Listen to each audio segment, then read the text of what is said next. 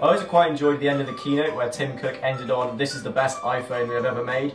I was sort of like, yeah, I said, bloody well hope so, mate. This is the new one. What's up, guys? It's Steve for An Android Fanboy, and today I'm going to tackle the subject of the iPhone 6 and the iPhone 6 Plus. Now, I'm definitely an Android fanboy. I don't think there's any way I can argue that I'm not, but I like to think that I'm the fanboy who is more like a rugby fan than a football fan. So if you're in America, this is going to be a contrast that will make no sense, but rugby fans, you can have a pint with the opposition after the game, it's all very nice. Football tends to be more sort of glassing, stabbings, green street, that kind of stuff. Obviously this is a stereotype, but it's also a stereotype with fanboys in general. They tend to be screaming, shouting, irritating. So I think I can be a fanboy, but also have a nice casual conversation about the iPhone 6 without being too biased. And obviously the key thing is they've finally made the screens bigger. You've got the iPhone 6 with a 4.7-inch HD Retina screen. The 6 Plus has a resolution of 1920 by 1080. It's up there with the majority of Android flagships, apart from the things like the G3 and the Oppo 7, which to be honest are kind of in the minority still. The regular iPhone 6 has got 1334 by 750 pixels. This one's got 326 ppi. They've also got a new technology in their screens called dual domain pixels, which is supposed to increase the viewing angles. Now, I'm never sure why people want such big viewing angles. I guess it does make it more like that sort of sticker effect, so it looks like the screen has been stuck on. But honestly, I don't want people across the room in a weird angle being able to read what's on my screen. They've also moved the sleep-wake button to the side, which makes sense with the bigger form factor. Apple have finally added NFC to the iPhone, which I think is great. The thing with Apple is they don't have to do the new technology first, but when they do, they tend to put a good weight behind it, and other companies listen, so I think this might see finally the start of decent mobile payments and things like that that utilise NFC. I don't know what it's like in the States, but in the UK it's pretty much impossible to pay for anything using your phone. Even the wireless cards tend to be fairly janky and a lot of places don't accept them yet. I live in Birmingham and there is a thing called Droplet, which is sort of a tap-to-pay system. You have to charge it up and it basically becomes completely redundant. You need this to be into the bank level so you can use your phone like a card, and that would be really cool. The design of the phones have changed quite a lot. They look a lot more like the iPad mini now with the rounded edges. I think it looks really, really nice. I still think the bezels are pretty big because you've got Touch ID on the bottom, but everyone who likes the iPhone form factor, I think increasing the size in this way, it's going to be nice for them to have sort of the same design. I like the fact they've made them bigger purely because people will stop coming up to me with the Nexus 5 and saying, "Oh my god, it's huge!" And then you show them sort of like the Note and their brain explodes. So hopefully people are going to get used to the idea of phones being slightly bigger. Processor-wise, there's a new A8 processor, and this has got something called the M8 in as well, which is all very confusing and sounds kind of HTC. But in classic Apple form, they said it was 25% faster than last time, which kind of means something but doesn't. And they also said it's 50% more efficient, which again kind of means something but doesn't. Obviously it's going to be quicker, and they've got the new iOS 8 software on it as well, which should improve speeds even more.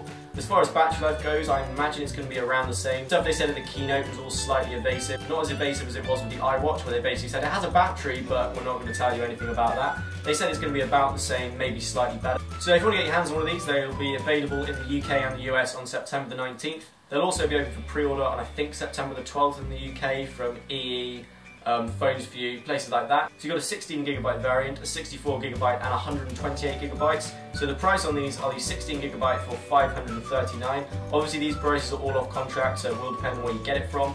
But in general, the contracts on iPhones tend to be pretty extortionate. And again, this is from a UK perspective. It could be completely different throughout the world. I tend to buy all my phones off contract anyway, like the Nexus line, which are great because they're quite cheap. You can sell the old one and you're buying a new phone every 6 months, say like 150 quid. And then if you use something like giffgaff, you can get pretty much unlimited everything for about 15 quid a month. 64GB version will be 619. And the 128 comes in at £699, which is pretty ridiculous. To put that into perspective, I've just gone on Amazon and you can buy a brand new Galaxy S5 SIM-free for 393 quid. The camera is still 8 megapixel, but the image stabilization, autofocus and shutter speeds have all been increased. So I think this thing is probably going to sell really well. I think there's a lot of people who've been waiting for a bigger sort of iPhone design. There's a lot of people in the Galaxy Note camp saying they've completely ripped them off. But it's like you can't really build a bigger phone without it looking like that. I mean, the S3 and stuff kind of looks iPhone-y, and they've all sort of mashed together at this point, and there's not really any point complaining. Something looks like something else, you just want to buy the one you want and be done with it and enjoy it. To sum up, I think they've improved it without really mixing around the formula too much, which is after all what Apple sort of does. I know they've kind of been this company where people think they're going to be the paragons and they're going to be starting all the new trends. But they haven't really been doing that for the last sort of 3 years, I don't think. And I don't think any one company really is. Samsung throws a lot of shit at the wall, and some of it sticks and some of it is just sort of Samsung. The new Note Glance looks pretty ridiculous. But saying that, in 5 years' time we'll probably look back and something will have evolved from that, and that will now be the new norm. So I don't think this is going to set the world on fire particularly. I think it's good that people are going to be using bigger devices. I think people who wanted to use the iPhone have been limited by the form factor. I know a lot of people who have seen an Nexus 5 and said, oh, I like the size on that, but they want iOS. Well, now you can. As I said, I think the NFC thing is great. Hopefully that will become sort of a much more mainstream thing that we can actually use. I don't know why Bono is there. I think tech companies have this weird thing where you chuck a celebrity on stage. I think BlackBerry did it and Windows have done it for a while. Didn't one of them have like Alicia Keys? Why wouldn't you choose a celebrity who was already known for being a geek? Like Stephen Fry did Gadget Man, he's a self-professed iPhone lover. Or you could have Adam Savage of Mythbusters, he's sort of geeky in that kind of way, and he's fairly well known, I think, in America and the UK. Having Bono there just made the whole thing feel kind of corporate. I don't know, I didn't particularly like it, but let me know what you thought in the comments below. They're my thoughts on the iPhone 6 and the iPhone 6 Plus. Please like this video if you've enjoyed it. Please also subscribe if you haven't seen me before. I'll be doing this for the Apple iWatch at some point. Actually no, the Apple Watch as it's known. Remember, this month's videos are all sponsored by easyskins.com. All you need to do is be subscribed and comment on one of my videos and you'll be put into a lucky dip to win a skin once a week for the rest of the month. You can follow me on all my social media things with the links in the description. Please share this video with your friends and I'll see you guys in the next one. Peace.